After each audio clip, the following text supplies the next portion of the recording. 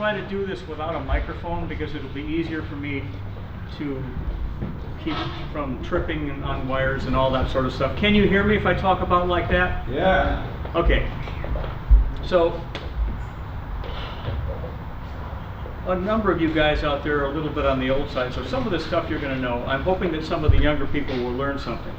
So, what I'm going to do is discuss the history of the drum set from no drum set to drum set way over there.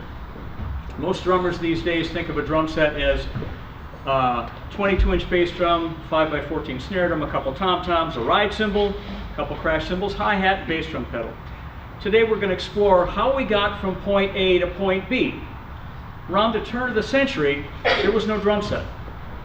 The drums were played by two players. One played snare drum, one played bass drum and cymbals. This attachment on top of the bass drum held the cymbal, and we called that bass drum with attached cymbal. So one guy did this, one guy did this. The bass drum sits on a cradle to support the thing. And they didn't always have a nice cradle like this. They usually made them out of wood. They were carved. If you look at some of the old symphony pictures, there's a cradle that was made out of wood. And this is the same way that drummers from the bands of Sousa and Goldman played. There was always a bass drum and cymbal player.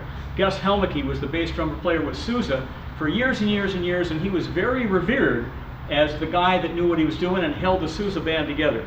There was almost never a separate cymbal player. When the separate cymbal player came around, that was with symphony orchestras, but not with bands. However, symphony orchestras and operas still use the bass drum and cymbals when there's so much room in the pit, or there's money issues, so one guy does it rather than two.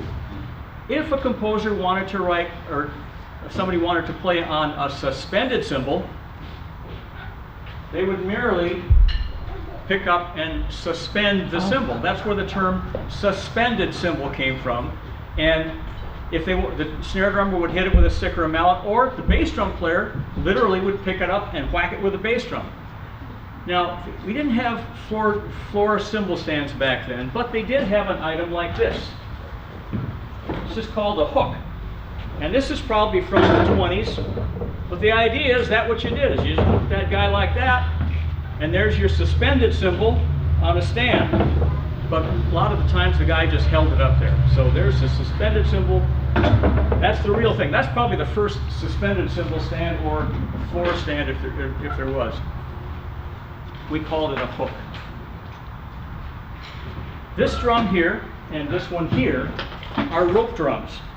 And this is obviously a marching drum, but they're held together by rope. So this kind of drum is what was used back. This drum is from, it's actually a newer model, but from the Civil War era. So it's a 12x15 drum, which was the standard size drum all the way up till almost 2000, when they started tweaking drums and making them smaller so they get those real high pitches.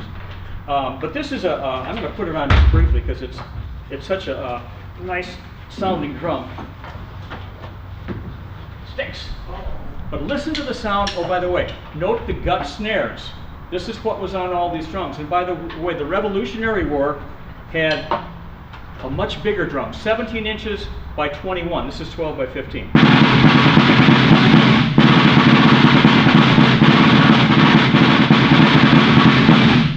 So that's what a field drum's supposed to sound like. So gut snares, you can see on the bottom, make that sound, and those go back the beginning of putting drums together and making putting one or two of these things on a drum to get kind of a snare sound. But the size of the snares is dictated by the size of the drum. Leedy actually carried rope for rope drums. Can you imagine doing this, putting that together? Not fun. So this drum here, this is a 6.5 by 14 Ludwig super sensitive snare drum from mid-1920s. I could see a drum exactly like this in the 1926 Ludwig drummer. Gorgeous drum, combination wire gut, individually adjusted snares on each one of those guys. Sounds great. I something? Well, there was a pad on that. Well, there, let's use this guy.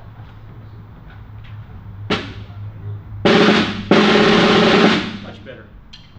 So you can recognize a drum from that time period unless they're a knockoff, and that's because this tube lug was the standard for actually most of the drum companies. Ludwig was the one that you recognize. So you see this, and you can tell it's a Ludwig drum. There's no badge on this drum because Ludwig engraved the word Ludwig right on the shell. It's right in front of me right here. You couldn't possibly see it from that direction, but that's how you told what it was. I've got another one that's similar. It's over here. Somebody stole it. This is also 1920s. This is an original Black Beauty 4x14, and all hand engraved, wonderful, gorgeous drum. I've got calf head on it, but fabulous sounding, solid brass. Both of these are solid brass, but again, the tube lugs tell you the vintage of the drum.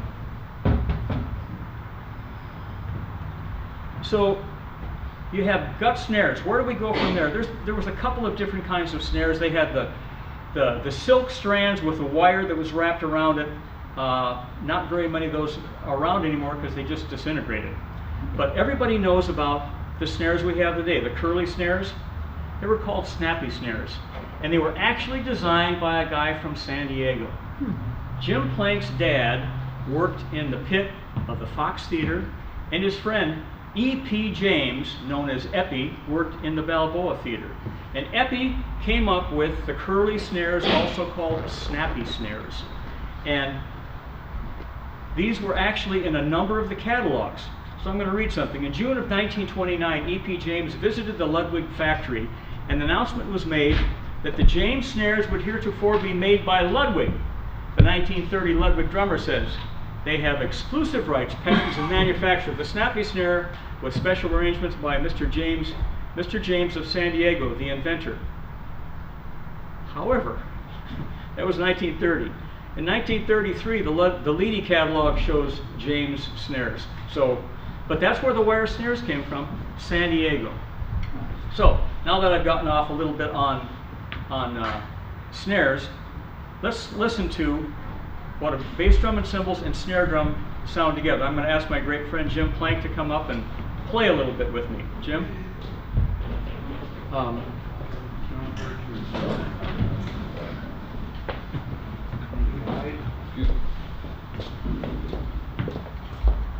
have you gotten me into? Yeah. This is important that you hear this because this is where the direction of drums went in the next step. So this is what they're trying to emulate. Ready? And.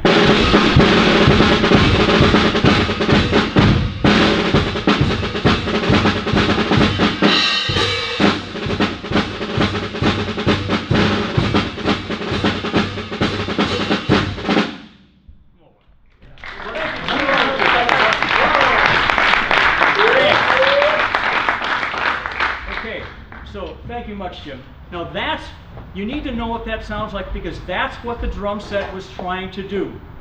When they were trying to get one person to play, they were trying to make that sound. So from here on out, we're going to be trying to make that sound. So what do I do if I still don't have a sit-down drum set?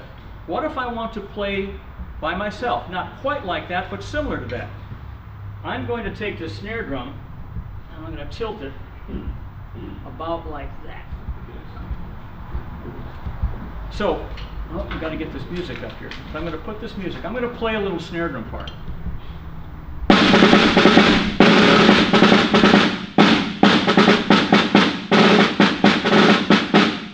Okay, so what am I going to do if I want to play the bass drum and the snare drum together? Wow. Call me. Yeah, see, way back then we were putting musicians out of work.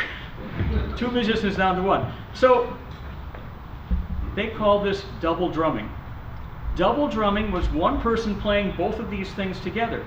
Now what I find interesting in the Podemski snare drum method that most everybody's run across, I learned from that and I taught from it for 40 years. There's a whole section on double drumming.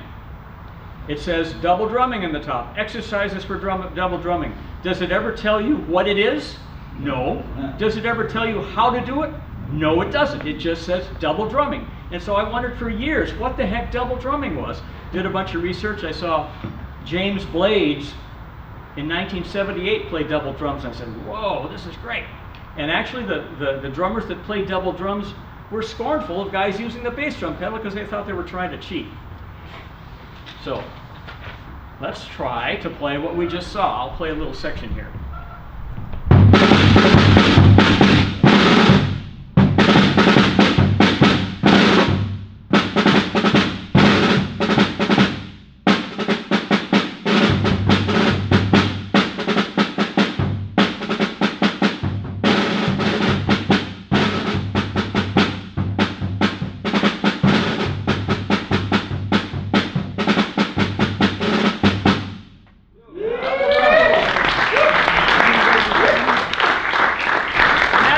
Piece of cake. All right, so now that we've messed around over here, we cover everything. All right, so early drum set. With the advent of ragtime, the thought was to really free up the hands of the drummer and having one person sit down and play the drums. They needed a drum set. Well, there are three main items that I think contribute to the drum set: the foot pedal, the snare drum stand, and the cymbal attached to the rim of the bass drum. So the foot pedal, we all know about the foot pedal. Ludwig invented the first one in 1909, and of course they progressed and been updated ever since. Pedals actually go back to 1894. Bill Ludwig Sr. describes in playing double drums in 1893, running into a double drummer named Fred Zeitz. By the way, Bill Ludwig tried out for a band that required a double drummer and failed miserably because he couldn't play double drums. But anyway, Fred Zeitz said he saw Fred Zeitz make the use of a pedal. And Bill said that the early pedals were heel pedals because they felt that the toe pedal wouldn't be strong enough, so they made heel pedals. The next ones were simply a strap, that piece of board strap, pedal, and it went down like this, so you can completely control it. I've got a couple of really interesting pedals here. This is a 1912-ish Ludwig pedal, the original pedal, and it actually could be 13, 14, 15-ish, but because they didn't change these every day, you know, every year, unless there was a massive innovation. So this is actually an original 1912 to 15-ish Ludwig pedal. It's exactly the same pedal that is in the 1912 Ludwig catalog. Snare drum stand. There originally wasn't a snare drum stand. It sat on a chair at an angle of about like that, like you saw the angle there. It sat on a chair. And if you ever see the Vienna Symphony Orchestra play Strauss waltzes and polkas, they still put it on a chair. You can actually see it. So they sit down on a chair and play next to a chair. Cymbal attached to the bass drum. We're talking about this little device down here. This device enabled the drummer to play bass drum and cymbals at the same time. Well, I'm going to talk a little bit more about that in a minute. So let's talk about this 1920s, 1930s setup. This is what they played in the 1920s. Try to get this so that it's not in front of everybody. I'm sorry, I gotta be able to see this stuff. All right. The bass drum is a 1928 Slingerland Fancher model. That's F-A-N-C-H-E-R, Fancher model. Very early Slingerland drum. They started making drums in 1926. They originally made banjos. The bass drum pedal I'm using on this set is a 1915 plus or minus Fraser direct stroke pedal that Leedy bought the Fraser company in the 19-teens for its foot pedal design. So this is a Fraser Leedy model. The bass drum muffler on all the drums, because these 28-inch bass drums rang a whole bunch. The bass drum spurs, these guys down here holding the bass drum together, are actually late 30s. The early 21s are about this big, and I could not find any of those anywhere. So let's talk about this device here. All the catalogs had this feeder combination. So the bass drum has a little arm that comes out. And this little gizmo here is what holds the cymbal. And this is a Ludwig one made from 1912 through 1930s. They had no reason to change it. And it allows you to adjust the length of where you put this based on the size of the cymbal. Hooks onto the rim of the bass drum. This is exactly what's sitting right down there. All the companies had these. Another one like this, just put the cymbal screw through that, hook it to the rim. They all had that, and they all look different. However, this little doodad here is exactly the same in all the catalogs. Exactly the same. So some company was making these and everybody was buying them. And it's made out of metal. The reason it's made out of metal, didn't break. But the other reason is, again, we're trying to emulate the sound of the bass drum cymbal combination. So you wanted metal on metal to get that edgy sound. To give you an idea how universal this was, it was on all the outfits made from the middle 1920s through the late 1930s. In the 1940 Slingerland catalog, it was on 3 of the 11 outfits and on 1 of the 9 in the 1941 Gretsch catalog. So this was pretty universal. And even in the swing era, we're talking about the early part of the swing era, this was still happening. Over here, a device called the lowboy, the original hi-hat. It was in all the catalogs early on. It was hardly on any drum sets, outfits in the catalog. That guy was on the drum sets. Again, the idea was to recreate the sound of the cymbals hitting together. But this guy is much more widespread than the lowboy. Incidentally, there's a company called Wahlberg that made all the hardware for everybody. So that hi-hat down there, the lowboy there, the hi-hat over there, you can look, they're virtually identical. And probably this stuff here. Wahlberg made these for all the companies, and in all the catalogs, they're exactly the same photo. The cymbals on those guys were always in the 10 to 12 inch range. Never bigger than that, never bigger. There were some other kinds of foot pedal devices to make cymbal sounds. And the Duncan sock pedal, where the cymbals were vertical like this. I don't have one. And so you made the pedal and they would hit like this. So that was your cymbal. Again, not trying to do a hi-hat thing, doing a cymbal crash thing. The other one was a snowshoe pedal, and quite in the catalogs too. A board like this with a strap over the top, you stuck your foot in there, and your foot went down and up, and you got the cymbal crash. You imagine how much fun that was, because there was no spring on it. You literally had to lift your foot up and down and make that happen. So that must have been great fun. The snare drum, same match set. You notice I hate green.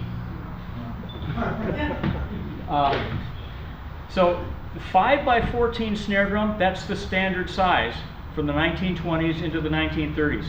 All the drum sets in the catalogs, that's the size.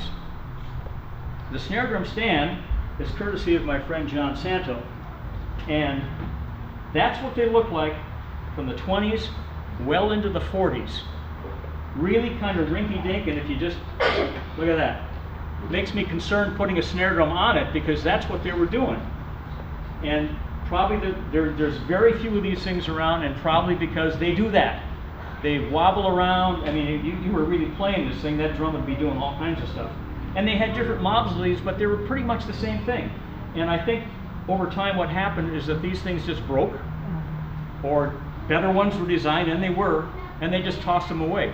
So fortunately, John's just as big a pack rat as I am, so I was able to borrow that from John. Okay, the top of this, combination trap table tempo blocks. That makes this set like top of the line. I mean, creme de la creme, top of the line, because there's all this stuff here. Well, most of the drum sets came out with just snare drum, bass drum, a cymbal here and there. I mean, it was pretty small. Cymbals, they were all 7 inches to 13 inches in size. There was nothing bigger than that. No floor cymbal stand, everything hooked to the rim of the bass drum. No shell mounts, no floor. Nobody is playing a ride cymbal like we do. It just didn't happen. They didn't conceive of it at that point. The table itself could be a Gretsch, a Ludwig, a Leedy, I don't know what it is. I can't find any identification marks on it. When I compared it to all the ones in the catalogs, they all look similar. It looks a little more like a Ludwig, but hard to nail down. But you got to put all that stuff on there. So I brought some sound effects because this is what a drummer from that time period would be doing. All the catalogs had all these sound effects, bird calls, finger cymbals, all kinds of stuff. I mean, here we got that guy, and that's what, you know, right in the catalogs you see that ratchet, right there, handy. I mean, all these little, that's trouble. Perhaps I won't play that one today.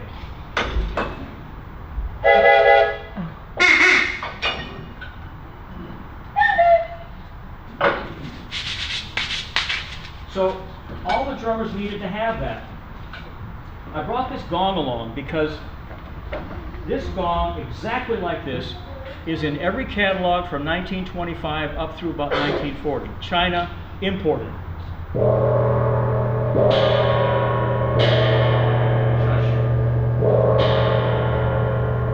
But it's such a great sound, I had to bring it along just for that. But you see this in the catalog, this real normal stuff.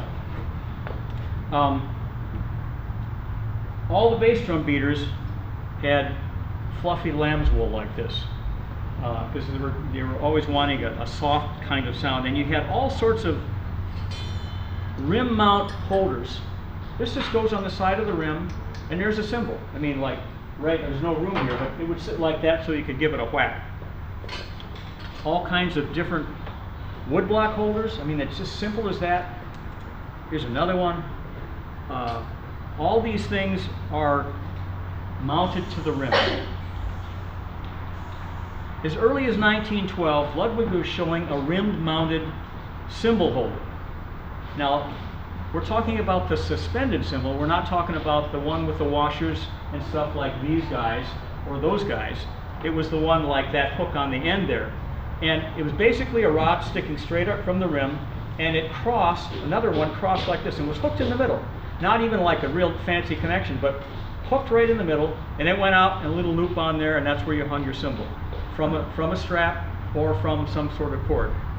But that's in the 1912 catalog, and into the 1920s they started doing stuff like that. Okay, you're wondering about tom-toms. There were no tom-toms as we know them today, only Chinese tom-toms. So that's this guy here.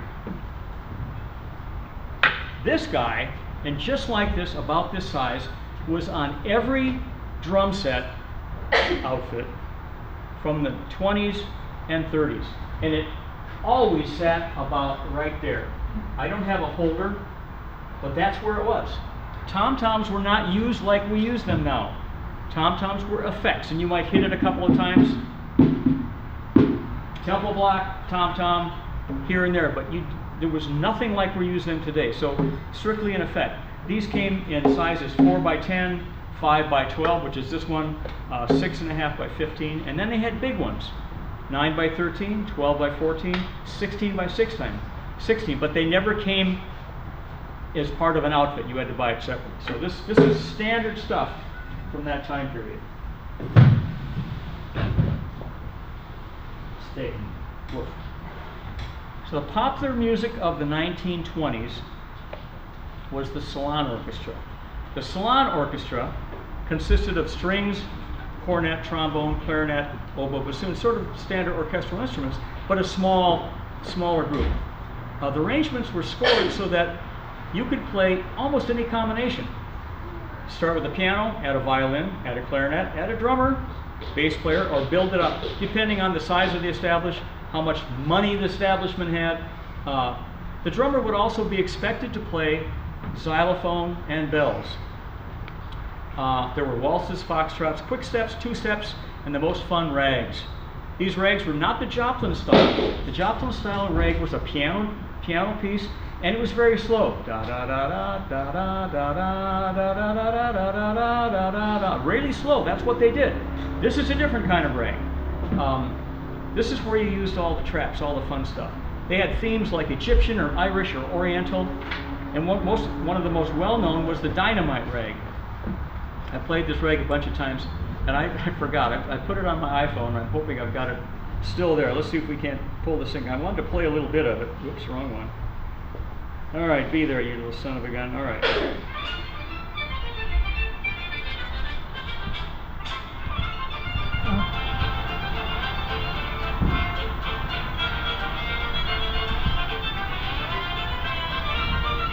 So that's what this drum set's for. So on the last time through the last string, the first time through the drummer would play xylophone or bells. There'd be a little part there, there'd be two staffs. The second time through, he got to do whatever he wanted. Ad lib, have a good time, have fun. The jazz music of the 1920s was played on the same set, but the instrumentation for the rest of the band was different. They had a cornet, trombone, clarinet, saxophones, piano, string bass or tuba, and banjos around. They did a playing all on the snare drum, and they played buzz rolls on 2 and 4 into 1 and 3, so 5-stroke rolls kinds of thing. This is known as digging coal. Digging coal referred to how much work the drummer did playing that stuff all night long. So digging coal basically sounds like this with the whole 9 yards.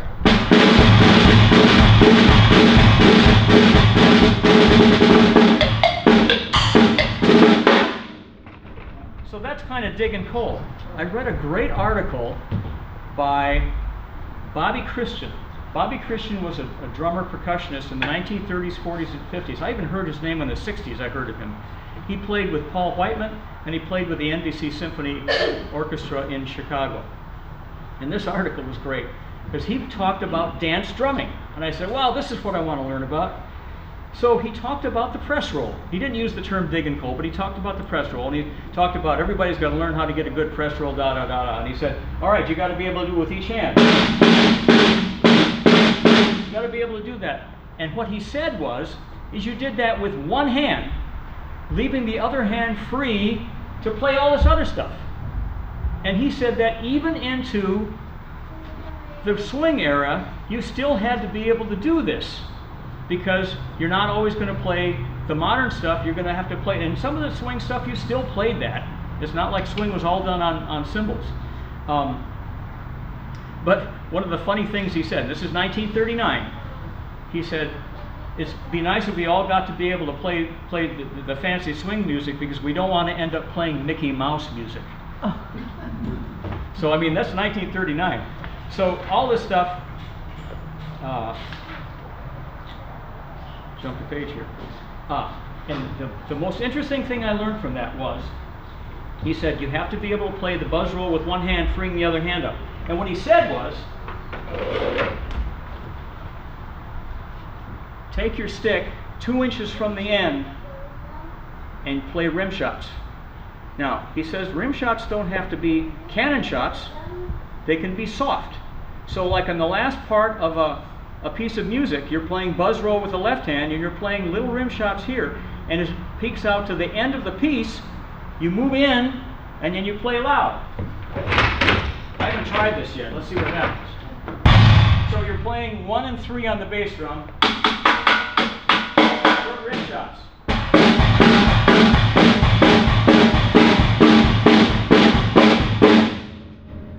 So that was how, and he wrote out stuff in that Ludwig drummer about how to do that, and that was right in there. So that's buzz roll with the left hand, rim shots with this hand, or whatever you did. So that's the style of music. That's digging coal, playing drums, playing snare drum all night long. That's why you didn't need any big cymbals, because it hadn't been invented yet. John? Pat, since you just come from the double drumming over to this, could you just play just the bass drum with the cymbal alone by itself, so we can hear what that sounds like Sure. to see how it links in with the previous one player. Yeah.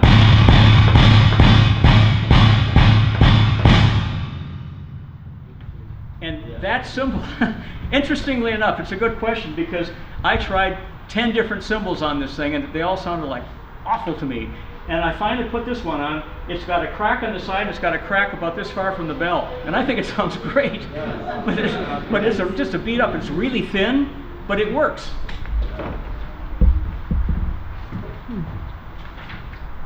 Okay, might be a good time to talk about the origin of the term trap set. Cowbells, woodblocks, temple blocks, all this stuff were called traps. So the term morphed into the word trap set. So I was called a trap drummer back in the 60s. It was not that unusual. And there's another one, I'm not sure, but I've heard this, it's kind of fun, that this whole device here was called contraption. Contraption, so they, again, morphing that term into trap set. You do not see the term trap set in any catalog. I've got all these catalogs over here. Not one of them says trap set. They have the term outfit. From the 1920s to the 1980s, they all say, all the catalogs say outfit. I find that just kind of fascinating. And at a certain point, of course, all these guys sort of disappeared and tom-toms came over, and so I think that's about that time it was turned into a drum set rather than a trap set. Of course, the show drummers still had to have all this stuff to be able to kind of make a show or again, playing that old style music. We'll talk about drum companies briefly. From the mid-1920s through the 1960s, there were 4 major drum companies. Ludwig's, founded in 1909 by Bill and Theo Ludwig in Chicago. Unfortunately, Theo died very early on, unexpectedly. So Bill Ludwig Sr. took the company on from there. Slingerland was originally a banjo company, which I mentioned. Started making drums in 1926, and the first drum set in 1928. Ta-da! Did a pretty good job, I think. Leedy was started in 1895 in Indianapolis and developed the first folding snare drum stand, a la that guy right there. They unfortunately went out of business in 1966. Gretsch was founded in 1883, and there were a few other small companies like George B. Stone. Now I got a great drum, a George B. Stone drum. George is the father of Lawrence. You might have heard of Stick Control. Here's an original George B. Stone master model. There's a logo in here somewhere. Oh, here. Can't find it. Oh, here it is. George B. Stone. Unfortunately, I can't play for it. It's all calfskin, all riveted. It's got a calfskin that's probably from the 1940s Slingerland because it says Radio King on it. But the snare release is not here. I've been looking for years to try to find a snare release. Can't find a throw off. But you can see 12 lugs on the top, 12 lugs on the drum, all bottom, all separate. It's really a wonderful drum. Note the wood rims.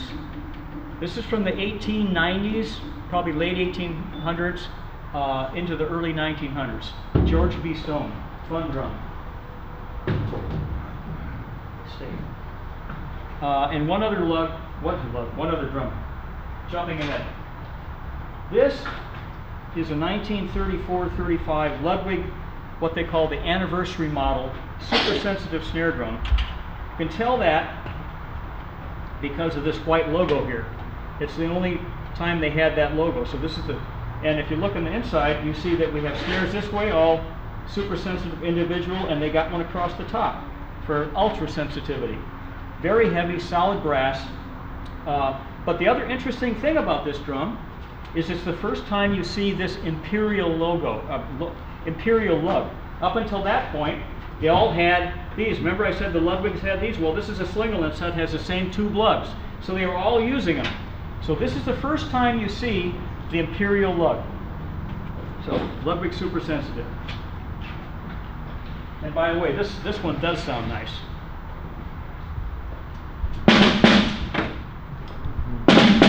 Well, that's really good. Pretty nice sound.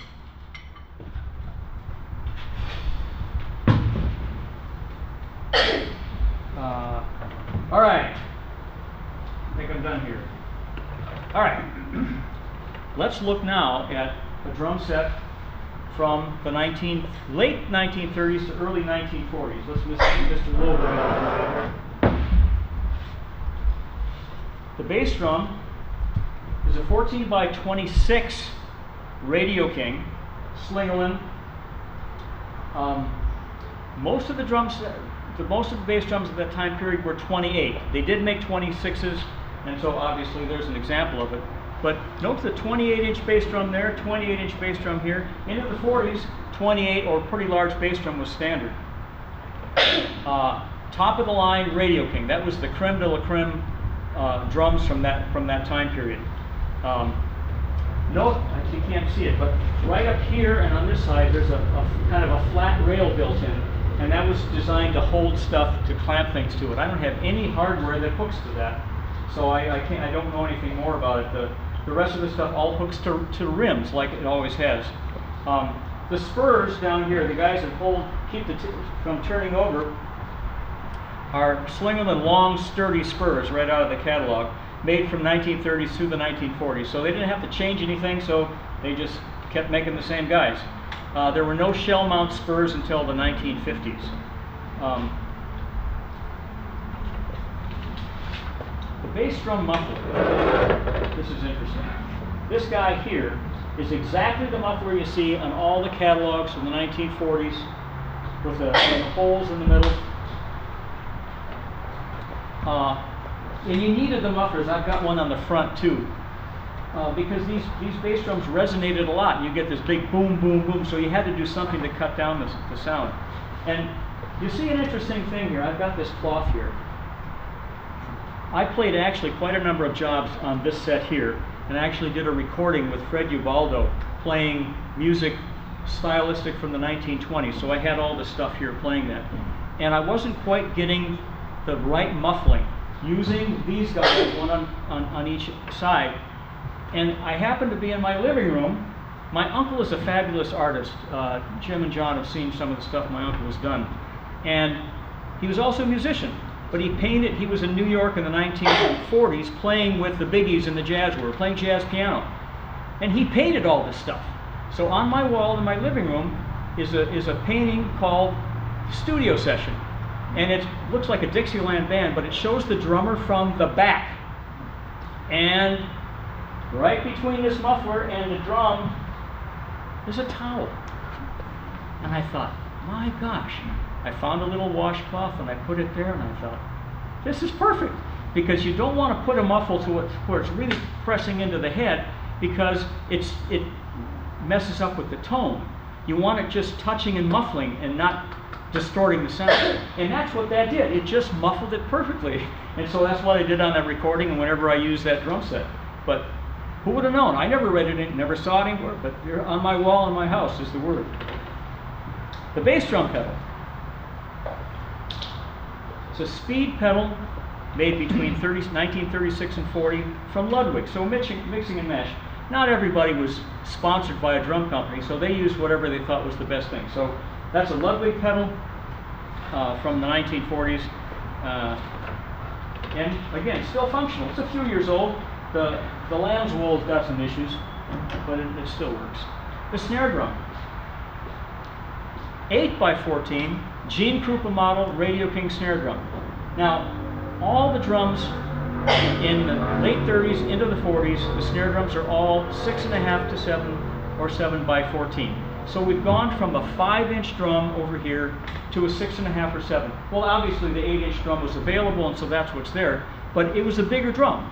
And I like to think that it makes sense that they've gone to a bigger drum because we've got, as a rule, they've gone to a bigger band. A swing band that has 4 trumpets, 4 trombones, 5 saxophones, full rhythm, so they needed bigger. But they were using big bass drums over here. It was for the sound. So I don't know, they just sort of stylistically went to a bigger size drum. But all the outfits in those catalogs, 6.5 to 7-inch drum. As I said before, there were no tom-toms other than the Chinese toms into the 30s. They were used as effects. As we continue into the 30s, we start seeing tom-toms that look like what we know as a tom-tom, even though there were not tunable heads on the tom-tom on the bottoms until 1937. So we start getting away from the multitude of toys and add tom-toms to the setup. Now, this is sort of, I think, kind of interesting. Slingerland, Ludwig, and Gretsch all had tom-toms in their early 1940s catalogs that were square like our drums. So not rounded off on the edges like the Chinese drum, but squared off. But looking just like that drum, same kinds of design, top and bottom, calfskin heads tacked on, possibly pigskin for that matter. They were called Chinese type tom-toms. And I'm guessing that maybe during the 1940s it was difficult to get Chinese tom-toms from China during World War II. I mean, you just didn't send a telegram and say, send me X number of Chinese drums, because there was this issue with blockades and war and bombs and stuff. So there were no Chinese drums in those catalogs, so they started making their own. So putting a shell together, tacking on top and bottoms. And those tom-toms were on a lot of the outfits instead of the Chinese tom-toms. Speaking of World War II, I have another drum here that's sort of interesting, because during World War II, there was a shortage of metal, or all the metal had to go to the war effort. This is a Gretsch Catalina drum. You notice that the lugs are not metal, so they had to come up with ways of saving metal, and so here is a sort of a plastic kind of stuff. It's not wood. I thought it was wood originally, but it's sort of a plastic, early plastic. Interesting drum. Notice size, 6.5 by 14. There's your standard size. Another related but unrelated, because of the war, all the xylophones and marimbas had cardboard resonators.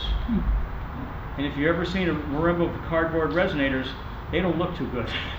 Because they just could, you know, I mean, before that they were all brass, and so they lasted forever. But cardboard resonators would crunch, so most of those marimbas and xylophones are in pretty bad shape.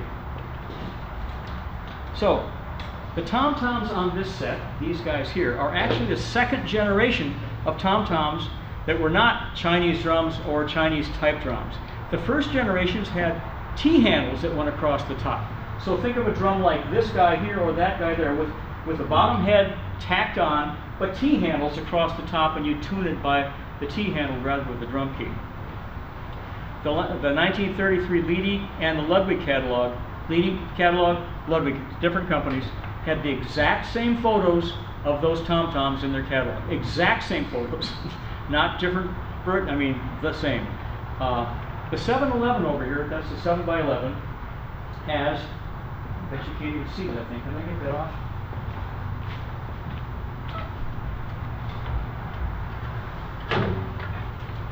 This is tacked on pigskin. This is what all the drums had back in that time period. It wasn't until later that you had tunable bottom heads. So this is original, and it's quite thick. I read places where they said they had goat skin, but this feels a lot more like pigskin to me. The 8x12 over here, the bottom calfskin was not there, so I got an old bass drum head. I couldn't find any willing pigs, so I found calf, and tacked that on myself.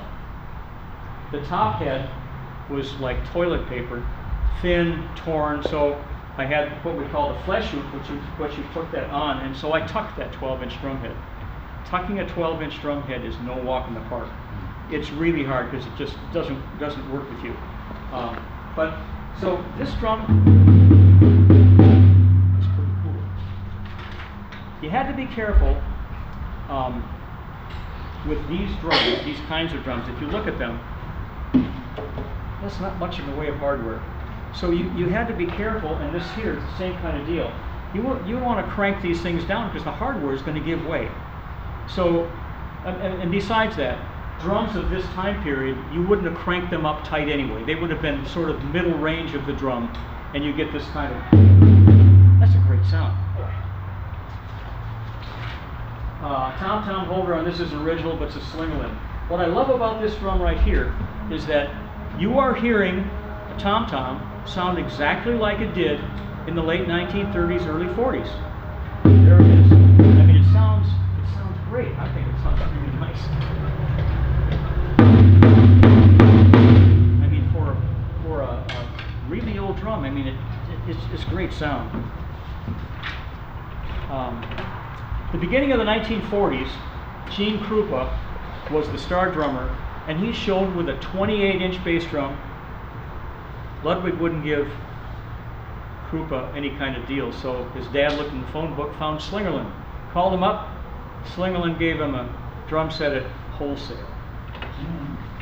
So Slingerland and Ludwig were both ahead of Gretsch in that they had separate tension tom-toms, meaning tunable on the top and the bottom. At least one outfit, 1939, 1940. The rest of the outfits all had these kinds of drums, single tension, so you couldn't touch the bottom head. You couldn't tune the bottom head. None of the drum sets in the 1941 Gretsch catalog had separate tension drums. So they were behind. The better Gretsch sets had ones like this. This is a Gretsch drum, by the way. I didn't mention that. It's got a funny logo on it, but the lugs are very similar to everything else. I can't find anything like that.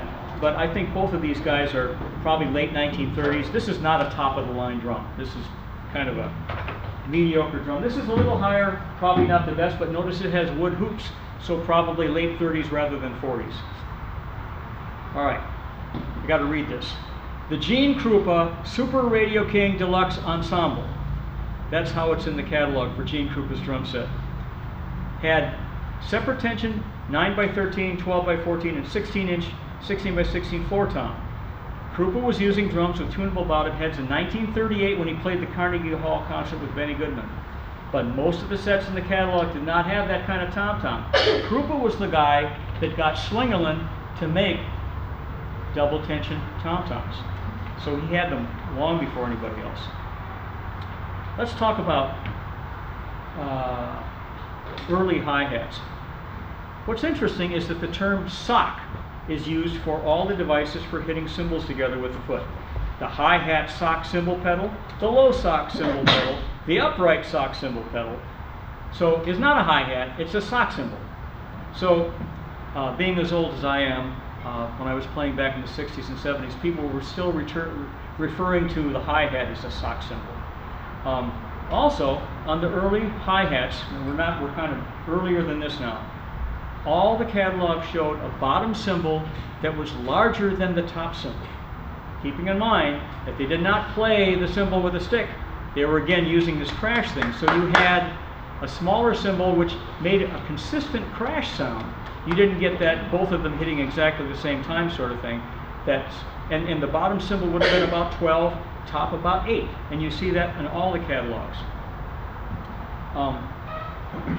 Speaking of old hi-hats, this is great.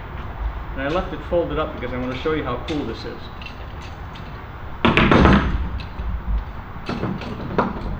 There it is. Totally functional. Just put the cymbal on there, you unscrew this, and this device here holds the bottom cymbal, and you screw the top between these two guys and you're ready to go. And I've used this on a bunch of gigs with that drum set over there. And it flat out works. I mean, it's really good. But man, there you are. Fits into a little tiny cases. I love that. So that's probably also an early Wahlberg pedal. We were talking about how Wahlberg made all these devices for everybody, and you can compare them, like comparing the low boy stand to that stand over there. I mean, they're just pretty similar. When we get to the 1940s, the hi-hat only shows up in 3 of the 10 outfits in the 1940 Slingerland catalog, and 1 of the outfits in the Gretsch 1941 catalog, called the Swingman. Of course, you're catering to the swing there. But so that guy over there is still in most of the catalogs, that cymbal on the bass drum, not the hi-hat. Of course, the Gene Krupa model had a hi-hat. And Ludwig had a hi-hat on swing outfits in 1938-39 in the Ludwig drummer. So the swing outfits. So this hi-hat here is a Wahlberg hi-hat. I keep talking about Wahlberg, from the Gretsch 1941 catalog, courtesy of my friend Jim Plank, who loaned it to me. So there it is. Early,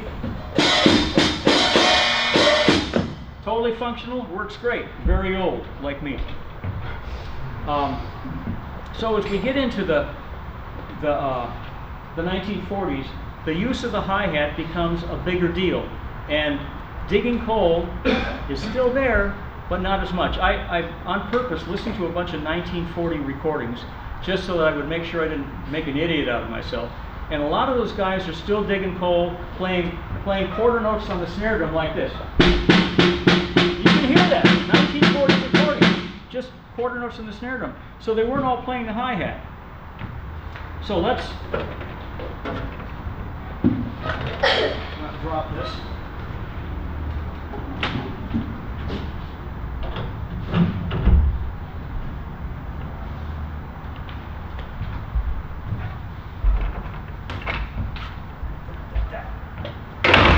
All right, we'll get to that in a second. So when you're playing swing music, when we're playing the 1920 stuff, bass drum's on 1 and 3, snare drum is buzz roll on 2 and 4. You're playing swing music, a big thing that changed was bass drum on all 4 beats. Hi-hat, and you would put snare drum on 2 and 4 a lot.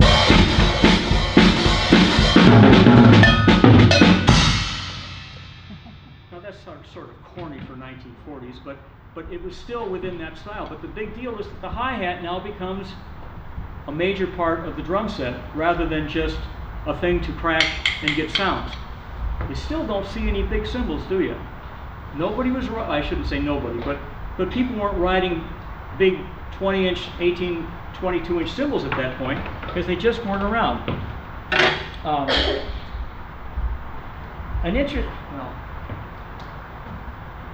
In the 1940s, everybody thinks of swing. But keep in mind that there was still demand for the old style music.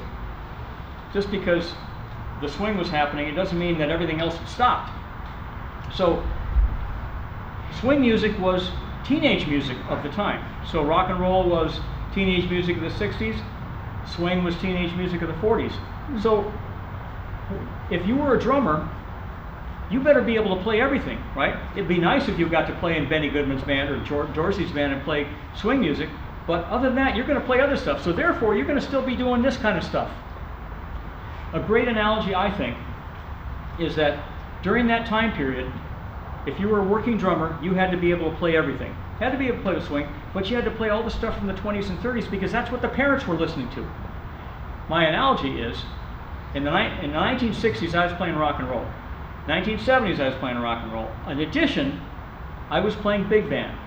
And I was playing big band, casual, what we call casuals, in San Diego, 3 to 4 nights a week. I was playing big band, 15-piece big band. Well, we weren't playing to rock and rollers, we were playing to the parents of the rock and rollers. So my parents' generation were having big bands played, so we were playing music from the 40s, 50s, maybe even in the 30s too. So you had to be able to play all that stuff. So the drum companies were banking on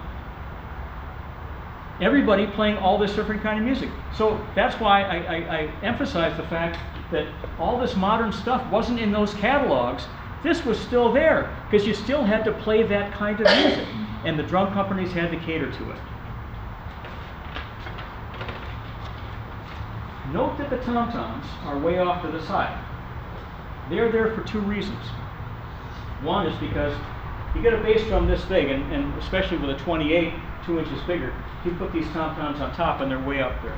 But this is the reason. Combination woodblock cowbell holder. That combination woodblock cowbell holder is on every single set in the 1940s Slingerland catalog. And that's exactly what Gene Krupa's set looked like. So these guys, double cowbell holder with a woodblock right in the middle. So they obviously must be playing a bunch of this stuff.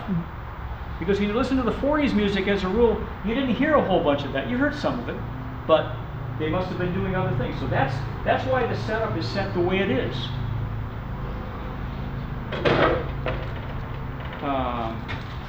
This is a rim mount cymbal holder. As I said, all the way from there, still here, everything is rim mounted. And of course, I talked about this bar in the middle. I'm sure things hook to that too, but as I say, I don't have parts of that. But this is a rim mount holder. Notice the size of the cymbal. It's still small. Floor stands were in the catalogs. They were on none of the outfits in the catalogs. Everything was contained. And it may be that it was just handier, or maybe it was cheaper not to have a floor stand, I don't know.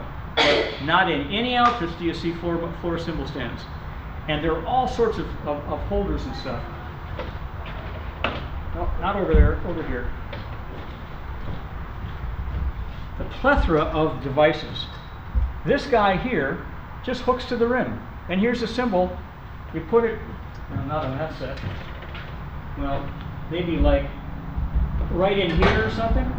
You can whack it, but that's all it is. There's no stand. It just hooks to the rim. I mean, there's all sorts of stuff like that. And every height design you could have of a cymbal holder that hooked onto a rim would be like that. So there's that. And you might suggest that, well, the floor stands that are not in the drum set catalogs, maybe they were catering to the symphony players. I had arguments that a cymbal suspended from a strap sounded better than a cymbal sitting on a stand. They said it resonated better. So when I was playing with Jim Hoffman in the symphony, every cymbal we had, suspended cymbal, was on some kind of hook, suspended from cords with a washer holding on the bottom. So I think those guys probably are still using those. A great comparison of cymbal sizes. 20s, 30s, and 40s, every single catalog that I could find, the sizes of cymbals that you could buy, 4 inches to 16 inches. Nothing bigger than that. Hi-hats were 10 inches to 12 inches. On not one of the outfits in that whole time period, talking 30 years, was there a cymbal on an outfit that was bigger than 13 inches. No big, huge crashes. They were these small crashes like that, and those guys here. Those, that's what was going on. Even when you look at Benny Goodman, or Krupa with Benny Goodman in his early days, a 10, a 12, a 13, and a 7.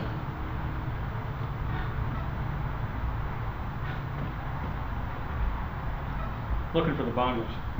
I brought these along just because I think they're really cool. These are Gretsch bongos from the 1930s or 40s.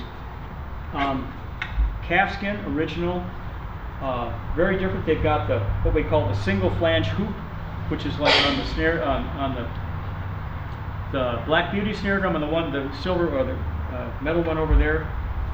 But two of them up. I don't want to hurt them, but really cool bongos from that time period. These are Gretsch. But they match the rest of the drums. That's important. It's like me matching the green outfit, right?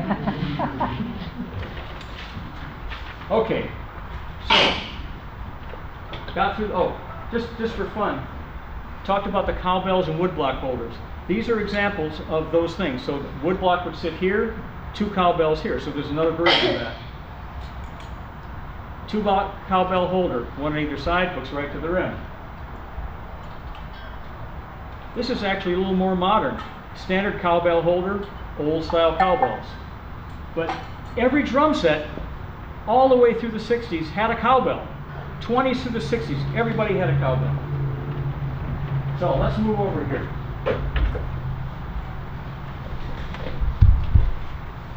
So we've gotten out of the 40s. I don't have a whole lot of stuff from the 50s. 50s were kind of in the middle of that. We get to the 1960s.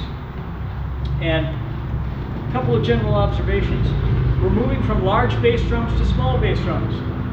When we arrive in the 60s, the bass drums are 22 inches or 20 inches, but mostly 22s. The 22s were mostly for the jazz gigs and combo gigs. When you look at the catalogs, that's what they're selling. The star big band drummers are still using 24-inch bass drums. Buddy Rich, Louis Bells, and Gene Krupa, I saw these guys play. They had 24-inch bass drums. The catalogs showed these guys with drum sets. They didn't have a 24-inch bass drum. They had a 22-inch bass drum because they wanted to sell that set. They weren't going to sell any probably 24-inch sets bass drums to kids, so they didn't have them in there. But these guys were using 24-inch bass drums. I saw them. Ed Shaughnessy for years. I happened to have studied with Ed Shaughnessy, so I knew him pretty well. He had 2. He had a 24 and a 20. He was the only guy I ever saw that thought, I want 2 pitches on my bass drum. So he had a 24 and a 20. But the old school guys used 24-inch bass drums all the way to the end. The tom-toms from the 1940s, the sizes of these drums are really the precursors to where we are right now. I mean, not in the 60s, but further on. 8 by 12, 9 by 13, 16 by 16 4-tom. Those are the sizes we're still using. And all the way through the 60s and 70s, pretty much the same thing. So let's talk about this outfit here. This is the drum set that I go out with whenever I play a gig. This is actually 1964 downbeat outfit, just like you see in the Ludwig catalog, 1962, 64, 67. I have those catalogs so I can verify it. It's gone by 1971. The 62 and the 64 model had a matching 4 by 14 snare drum. This is the drum that you see in the 1967 catalog. So it still works. 5 by 14 is now the standard size of the 1960s. Everyone has that. You can look and find a bigger drum or the 4 by 14 for this. All the sets except this one had a 5-inch drum. So we've gone from 5-inch drum way over there at the beginning, the 20s, and we've gone into big snare drums there. Now we're back to 5 by 14, and we're still there at 5 by 14 mostly. The bass drum in this case is a 14 by 20, 8 by 12, 14 by 14 tom-tom, and I think the 14 by 14 tom-tom is the best sounding tom-tom. I think it just has a great sound. Love that sound. The snare drum is a 5 by 14, as I said, super sensitive snare drum from the mid-60s. Now, the hardware is vintage 1960s Ludwig. The flat bass stand here, flat bass stand there, that was what they sold, called flat bass. They're looking for this clean look of not a bunch of stuff sticking up in the air. Slingerland had one they called the flush bass. Not quite as nice. It's still flattened out like that, but this one here, you just pop up and tighten it and you're done. That one you had to unscrew this bottom thing, fold them all up, and then tighten the bottom thing. It was not as good, but I like the Slingerland a lot. The spurs.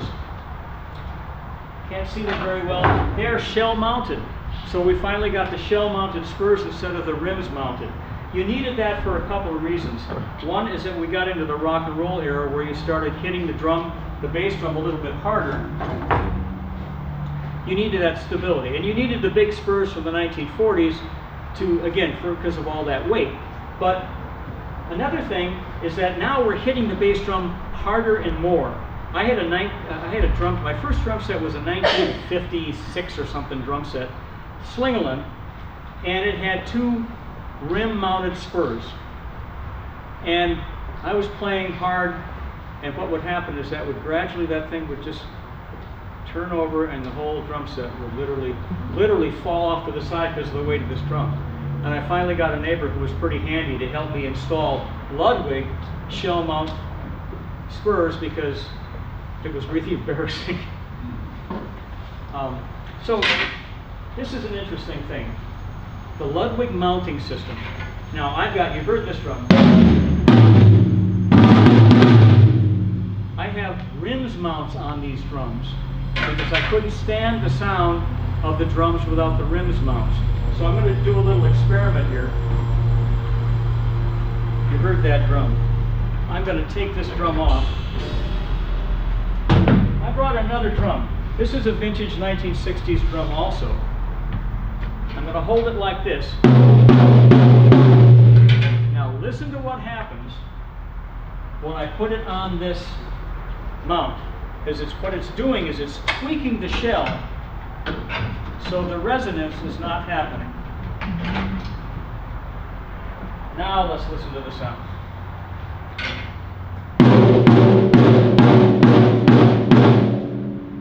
I think that's phenomenal. Let's take it off at the beginning. It's the same drum. I haven't tuned this drum. This drum has been sitting in a case for years. But the sound difference to me is just amazing. So that sounds good. Put it on here. Still sounds good. So rims mounts. My friend Toby was doing there. Toby's got a new system of of fixing that without going through this rim stuff. So check Toby, because it's really a great sound.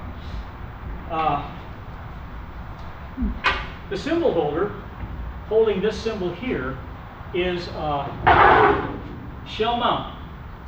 Now you got to be careful with these shell mount guys, because it's great if your cymbal is, John did it, if you've got an 18, maybe a 20, but if you get bigger than that, it's literally gonna, as John did, it's just gonna fall right over. So I got that. If you get it pretty upright, it might live. And if, again, an 18-inch cymbal would be great, maybe a 20, but don't mess with anything bigger than that. But again, there's streamlined look. That you can just throw that into your trap case rather than that whole big thing like that. The cymbals now are getting larger. This is where we start getting into bigger cymbals. Now, they were experimenting in the late 40s, and of course the 50s we had some bigger cymbals. But as we get to the 60s, we have cymbals that you can buy a cymbal anywhere from little guys to 26 inches. It's interesting that Stan Kenton had a 26-inch ride cymbal, and all the good drummers that played with Stan Kenton played that cymbal. So Stan owned the cymbal. Here, you're the new drummer.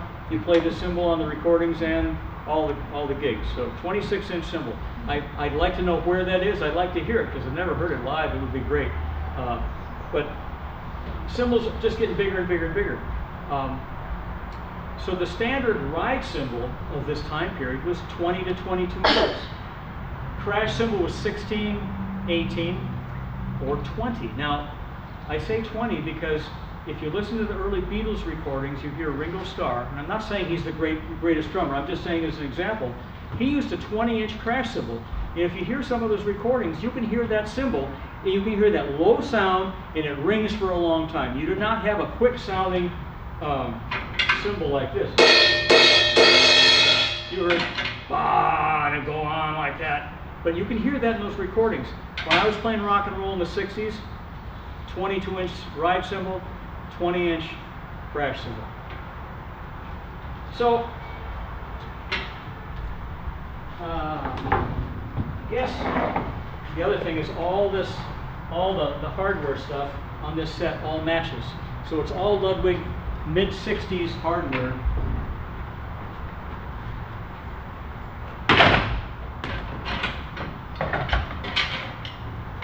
So let's listen a little bit. One thing I don't have is original heads on that bass drum.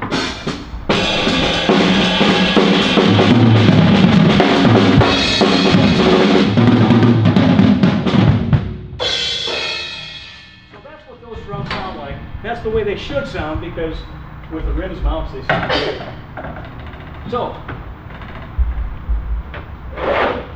now, the tail end of this thing is, when we get to the 1970s, not a whole lot changed. I mean, really what we have here was not a lot of different that happened in the 1970s. Tom-toms pretty much the same. You had more of them. But the one big thing that happened in the 1970s that I think is incredibly important, they invented the cymbal boom. Up until that point, there was no boom stand. Rogers in 1975 invented a boom stand. And I know it was that time because I bought a monster Rogers drum set in 1975 that actually had 13 pieces and 2 bass drums, if you can imagine. But the boom stand, I had 3 of these things. I could not find any evidence that they existed other than I owned them. The Rogers catalogs from that time period, 1976-77 Rogers catalog, no boom in that time period in the Ludwig or the Slingerland catalogs. They didn't exist. Not until the very late, like 1979 catalogs, do you see a boom stand all of a sudden. And here I was holding these boom stands. I'm doing research and saying, okay, what's going on here? Didn't happen. I know it was 1975 because I have the receipts. So I'm not losing it up. Well, maybe, but not in that sense. I have the original receipts from when I bought that drum set. So I think that's really, I think that's the greatest boom to percussion and drumming is the boom stand. That and the jam block. The jam block is a fake wood block. You can beat the heck out of it all day long and it doesn't break. I think that's a great invention too. Anyway, so that pretty much does it. I hope you enjoyed this as much as I did. If you have any questions, please ask.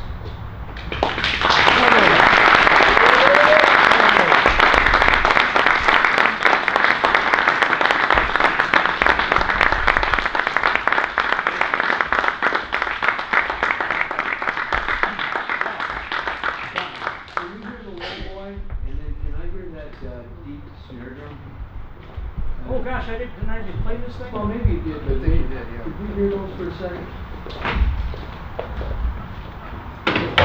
You want to hear the low boy with the snare drum. Well, just hear the low boy by itself. So they didn't do the No, they never did that because this is the sound they were looking for. They were looking to recreate that. That's all they were doing. The hi-hat, the low boy was not a hi-hat as we know it at all. I mean, you could do that, but the idea was to get that. And you want to hear the snare drum. Good, oh, the snare, I love the snare drum.